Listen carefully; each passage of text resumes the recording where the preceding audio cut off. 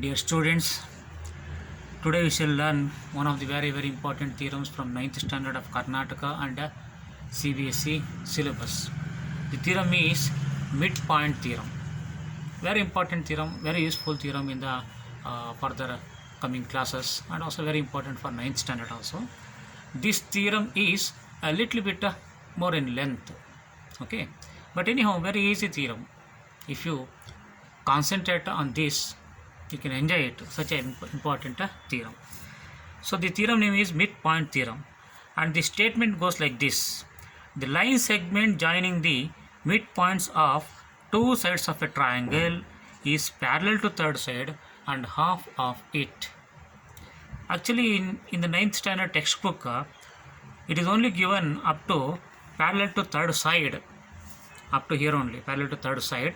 But anyhow, and half of it is also very important. I don't know why the authors of the textbook have deleted it in the statement, but anyhow it is also very important result that we need to prove, understand and use in the further classes.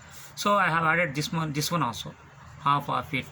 Okay, so here we have to prove 2 points. Okay, first let us draw the figure. So drawing figure is nothing but we should draw a figure in such a way that that figure should represent the data given in the statement. That is figure drawing. So see what is there in the statement. A line joining the midpoints of two sides of triangle. A triangle is mentioned there, therefore we must draw a triangle figure. I am using pencil and drawing the figure without scale or geometric instruments, but I am using pen and drawing a figure without using scale, but you should not do like this. You should use only pencil, scale and some other necessary instruments, geometric instruments. Okay, so let the triangle be A, B, C or PQR or something else that you like. So ABC is a triangle. Here it is given that a line joining the midpoints of two sides. That means we should mark midpoints of two sides, any two sides. Let us take a midpoint of AB as M, and let it be midpoint of AC and let it be N. So M is the midpoint of AB, N is the midpoint of AC. Okay, the line joining the midpoints, that means we should join the midpoints as per the statement. So the line joining the midpoints of two sides of a triangle is parallel to third side. Here third side means M is the midpoint of AB, N is the midpoint of AC. Then which is the side which has no midpoint, that is BC. So we take BC as third side. Okay, so all the points mentioned in the data are there in the figure. That means drawing figure is over. Next is we have to write a data. Data is nothing but a description of the figure. You just describe the important points that we can observe in the figure. So when we observe the figure, we can see a triangle. Its name is ABC. And we have taken M as midpoint of AB, N as midpoint of AC, and MN is joined. So all these things we should include in the data, and the description should be as brief as possible. Okay, we should not elaborate it. It should be brief. Okay, so here ABC is a triangle.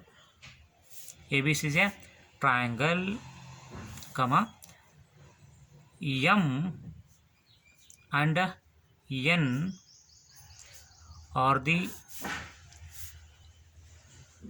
midpoints of AB and AC respectively, and MN is joined. We have joined MN. That is data. Next is to prove. To write what to prove, go through the statement. In the statement, the second half of the statement or the end of the statement will give you what we need to prove. And in the statement, what we need to prove will be in the general form, and that should be applied to the figure. Then we get what we should prove in particular. So in the second half of the statement, there will be what we need to prove in general. When that is applied to figure, then we get what we need to prove in particular. So here it is given that line joining midpoints of two sides of triangle is parallel to third side. Line joining the midpoints of two sides of a triangle. Here the line joining the midpoints of two sides of triangle is MN. Okay, and third side is BC. That means we have to prove that MN is parallel to BC and half of it. So here we have to prove 2 points. First one is line joining the midpoints is MN. Parallel to third side means BC. And the second point is MN is half of BC. Length of MN will be half of the length of BC. So these are the two things that we need to prove here. And for this we need construction. So construction is not a compulsory for all theorems. Only in some theorems we need construction. In some other theorems we don't need construction. Okay. So we do construction whenever the data figure that way we have drawn on the basis of a statement is not enough. If it is not convenient, then we change something in the figure. Okay. Here also the data figure is not enough. So we need to make some changes. The change is from C. Let us draw a line.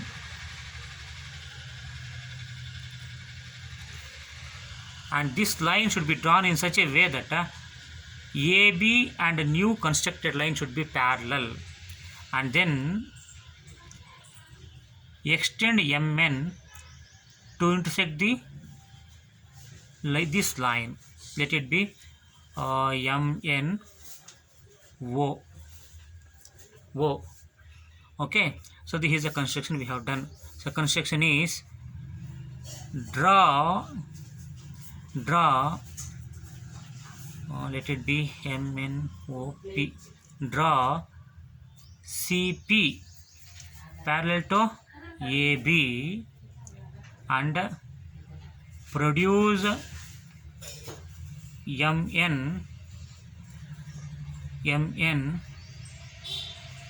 MN to intersect CP at O. So we should draw a line CP such that CP should be parallel to AB, and then we should produce MN to intersect that line CP at O. Okay. Next is proof. So before beginning the proof, we should remember one very important point, theorem that we have proved, studied previously in this chapter. Okay, that is in any quadrilateral, if one pair of opposite sides are equal and parallel, then it becomes a parallelogram. Okay, based on that property or theorem of a parallelogram, we prove this theorem. Okay, so to prove this one, first let us take two triangles in the figure. In the figure, two triangles are triangle AMN and triangle NOC. AMN and NOC. Take these two triangles. In these two triangles, we should identify and write the equal parts, equal elements. That is, here we can say AN is equal to NC, because by data N is the midpoint of AC. That means N is bisecting AC.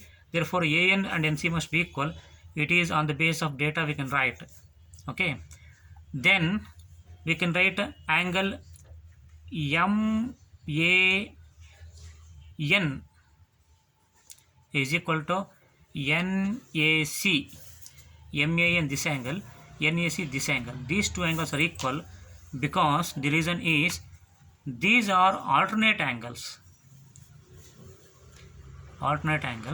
and moreover AB is parallel to CP. Okay, you know that alternate angles or corresponding angles will be parallel if and only if lines are parallel. Here by construction these two lines are parallel, and these are the alternate angles formed in between these two parallel lines, these parallel lines, so they must be equal.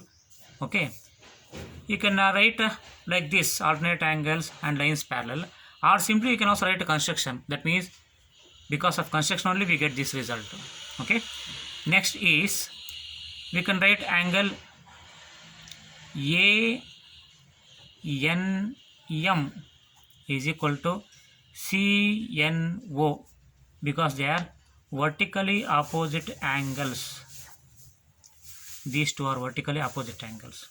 So now one side and two angles of triangle AMN are equal to one side and two angles of triangle NOC. That means triangle AMN must be congruent to triangle NOC by ASA postulate. ASA postulate. Okay. So now we have proved that these two triangles are congruent. And you know the meaning of congruency. Whenever two triangles are congruent, the angles opposite to equal sides must be equal. They are called corresponding angles. And the sides opposite to equal angles are also equal. They are called corresponding sides. For example, in this triangle AMN and triangle NOC, if you take these two triangles, they are congruent, we have proved. So, which is the corresponding side of MN? We should note the corresponding side of MN. To note the corresponding side of MN, it is very easy. Consider MN and take the opposite angle of MN. Opposite angle of MN is A. And take the equal angle or corresponding angle of A. Corresponding angle of A is this one because these two make alternate angles. Okay. So, the equal angle or corresponding angle of A is this angle. And take the opposite side of angle C. Angle C. For angle C, opposite side is NO. Therefore, MN and NO are equal sides or corresponding sides, we can say. Okay. Once again I will explain. Look here. As the two sides are equal, we should identify the corresponding side of MN. To identify the corresponding side of MN, take MN and look for opposite angle. This is opposite angle. Then look for equal angle of angle A. The equal angle of angle A is this one. Then take the opposite angle of C. Opposite side of C. Opposite side of angle C is NO. Therefore, MN and NO are corresponding sides, or we can say they must be equal. Therefore, we can say that MN is equal to NO, and take the corresponding side of AM. We should get corresponding side of AM. Again, we follow the same method. So, take AM, this is AM, which is opposite angle of AM, this one. Then which is the equal angle of this one, this angle. And which is opposite side of this angle, this one. Therefore, AM and CO are corresponding angles, or we can say equal sides. So, AM is equal to CO. AM is equal to CO. So, these are the two very important results that we got. Mark it with a rectangle box. This is very important point that we have proved, but not useful here, and later on we need this one. So, mark it. And the second point we have got is AM is equal to CO. But AM is also equal to MB, we can say.